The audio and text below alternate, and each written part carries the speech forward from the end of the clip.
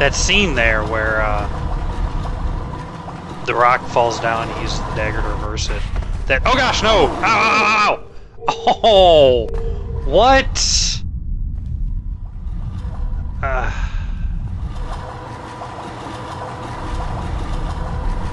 Anyway, that scene reminds me a lot of the scene in the movie with the snake. Ooh, loading. Oh. Father, I have brought us honor and glory. Your Majesty, you promised me my choice of the Maharaja's treasures. That dagger. Surely you won't deny the lad a souvenir of his first battle. You may have your choice of all the Maharaja's other treasures. Except that hourglass. That will make a fine gift for the Sultan of Azad when we pass through his city. And some exotic animals for his menagerie. And a few dozen slave girls. Yes, that should be enough. I want no animals or maidens harmed until I have chosen. Let it be known, King Sharaman is merciful in victory.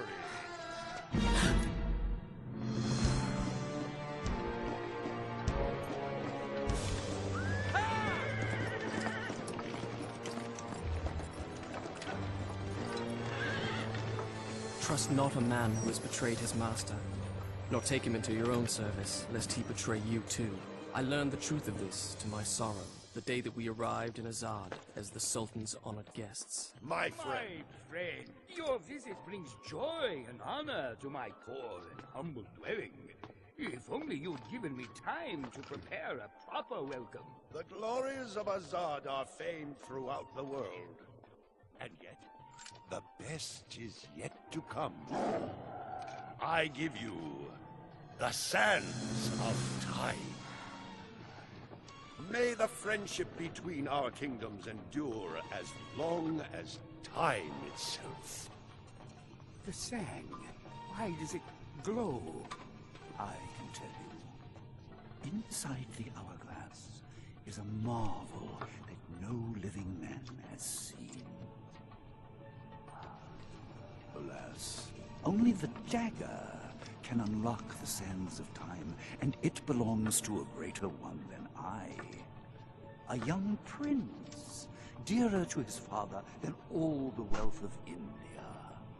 Perhaps he will oblige.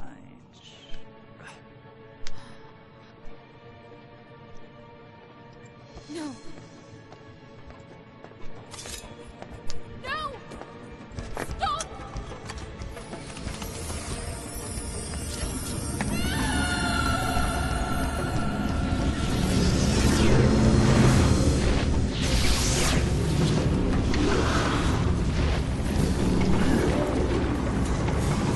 Is it meant to do this? Alicia Sigataha!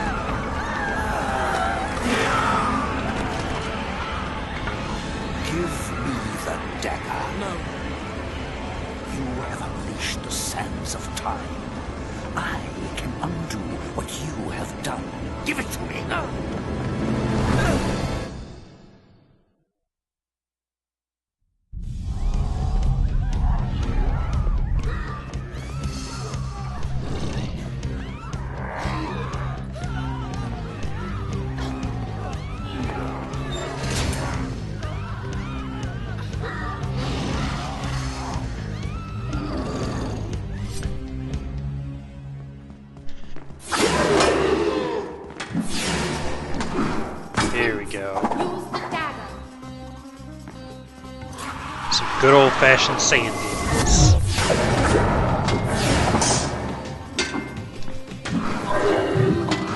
Strike with the dagger. Take the sand.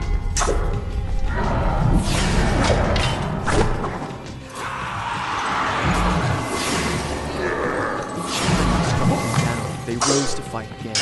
I soon realized that only by taking into my own dagger the sands that possess them, I liberate them from their monstrous living death.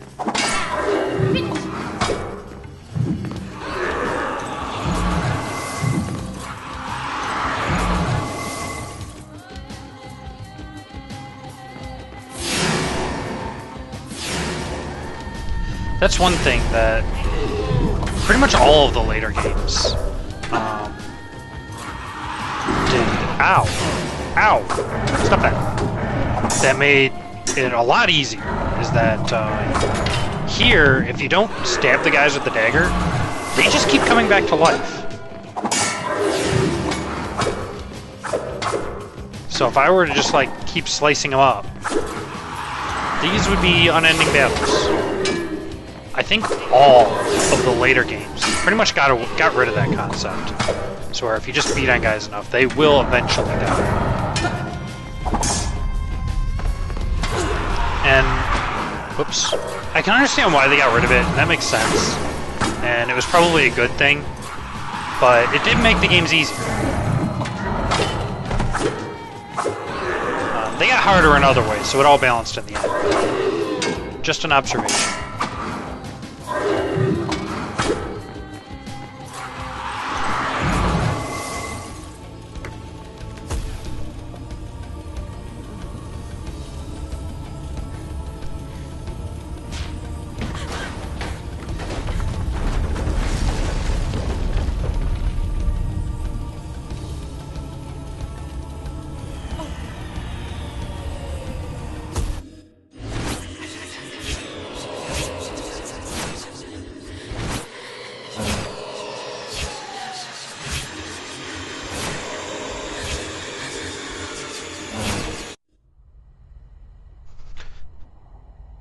Yeah, sure.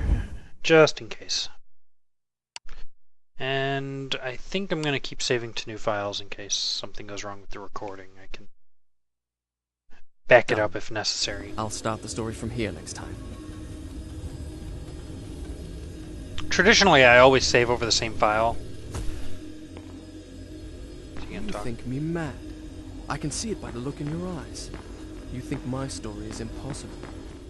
Perhaps I am mad. Who would not be driven mad by horrors such as I have lived? But I assure you, every word is true.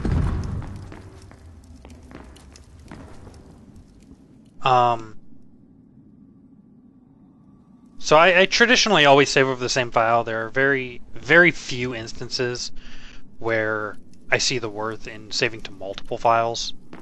Especially in games today where you typically... I guess I just run that.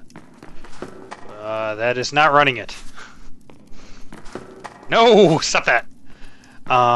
Especially in games today where you can never really get stuck. The guest rooms, where my father, all our entourage, and I should have passed the night with cold. The sands of time had swept through, stealing life and warmth from everything they touched. And I, who unleashed the cataclysm, had been spared.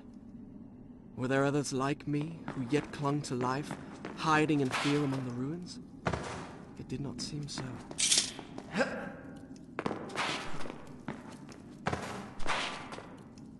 Gimme. Hello!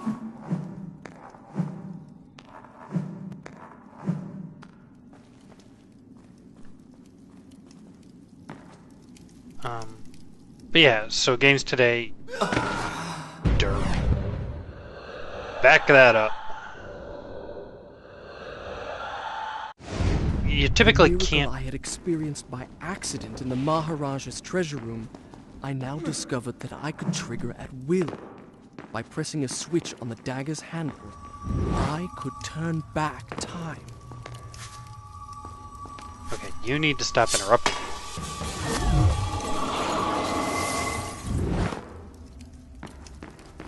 I won't hurt you! Lost my train of thought now. Had I really Derp. Had I really seen her?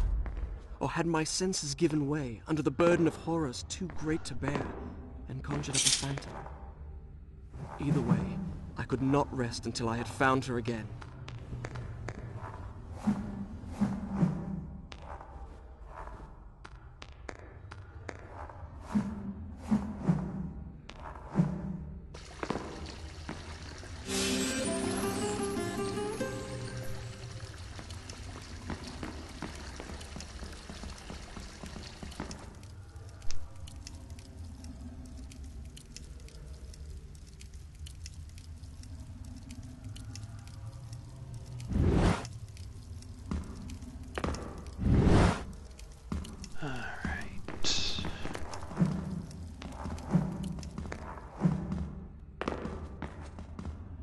I like how later on in the game the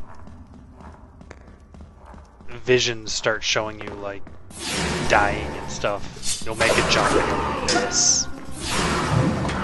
It was a nice touch.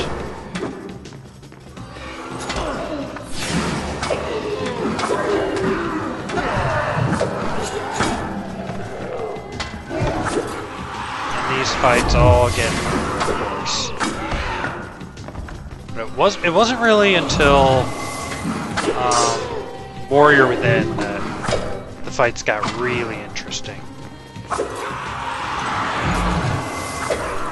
Because I don't, outside of the first and last boss, I don't particularly remember any of the bosses in this game, if there are any.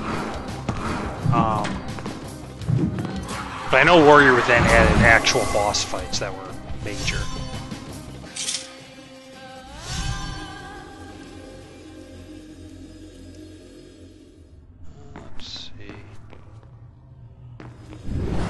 Where to? Over here, maybe? Nope.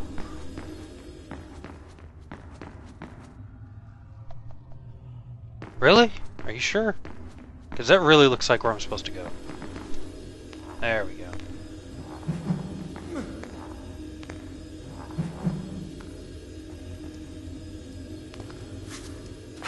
No! No, no, no, no, no! Stop that! Get back in there! Dang it! Stop that!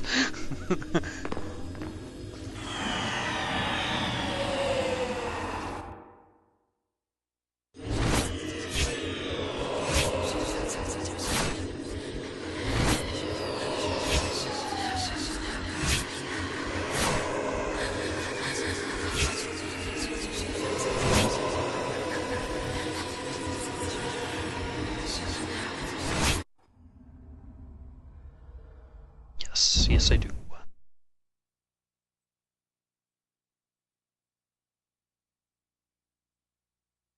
Done. I'll start the story from here next time.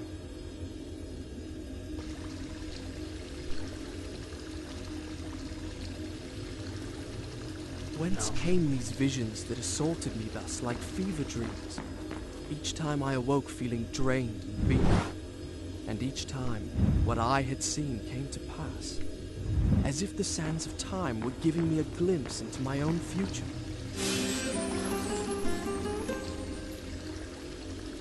Oh, right, the fountains. That's what I wanted to talk about earlier. That was an interesting system for regaining health that made it extreme. On the one hand, it was extremely fun. And on the other hand, it was extremely difficult. Because some of the later battles are long enough and hard enough that you usually end up... Let's see, can I go up here? What's up here? That you usually ended up like having to... Oh god! That never happened.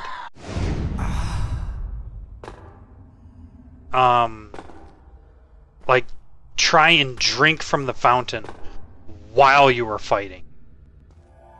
Which usually ended up in you getting the crap beaten out of you as you're drinking. Really fun, but also really hard, because if you didn't stop, you would run out of life. What the? Hello? Is anyone there?